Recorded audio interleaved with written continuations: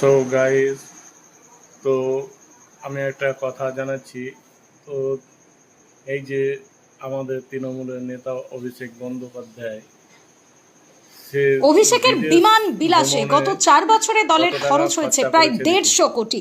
যে রাজ্যে 150 কর্মসংস্থানের কোটি অভাবে টাকা বহু যুবক তিনি পরিযায়ী বিমান শ্রমিক হয়ে ভিন রাজ্যে চলে গেছে, এখনো যেখানে অনেক বিদেশ মানুষ রাতে রপ্তানি কিছু না খেয়ে রাতে ঘুমোতে যায়, বিদেশে সেখানে বেড়াতে 150 গিয়ে কোটি তিনি নিতান্তই বিলাসিতা। খরচা করেছেন। 4 বছরে বিমান ও সেই হেলিকপ্টার দৃশ্য ভাড়ার জন্য আপনারা দলের প্রায় 150 কোটি টাকা দেখুন খরচ বা হয়েছে। দেখতে থাকুন। আর এই খরচের বেশিরভাগটাই হয়েছে দেখাবো। দলের সর্বভারতীয় সাধারণ সম্পাদক অভিষেক বন্দ্যোপাধ্যায়ের জন্য।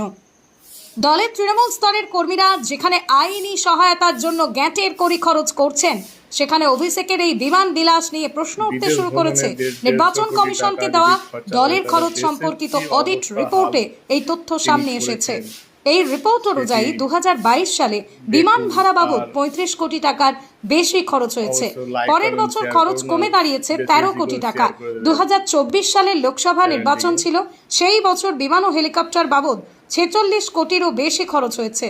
2024 সালে গোটা নির্বাচনের জন্য তৃণমূলের 82 কোটি টাকা খরচ হয়েছে। তার মধ্যে বেশিরভাগটাই খরচ হয়েছে বিমান ও হেলিকপ্টার ভাড়ার জন্য। 2025